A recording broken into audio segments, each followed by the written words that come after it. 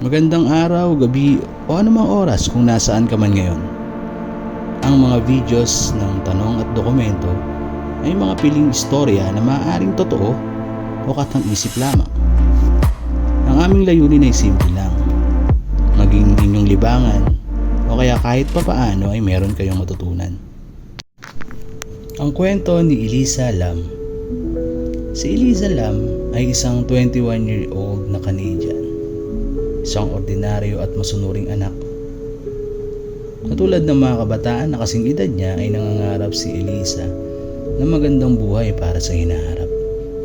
Noong January 26, 2013, nakarating si Elisa Lam sa LA. Mag-isa man siya, sinisiguro naman niyang nasasabihan niya ang kanyang mga magulang sa lahat ng mga activities niya. Ngunit wala nang narinig na balita ang pamilya na magmula noong January 31. So na-report na si Elisa na missing person simula nun. Kaya ipinahanap na siya sa mga kapulisan ng LA.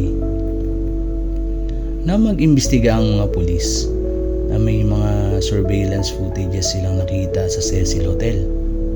Yun yung lugar kung saan naglagi si Elisa sa mga huling oras niya bago siya nawala. Panoorin niyo yung surveillance footage nakuha mula sa Cecil Hotel kung saan makikita ang kakaibang behavior ni Elisa Lam.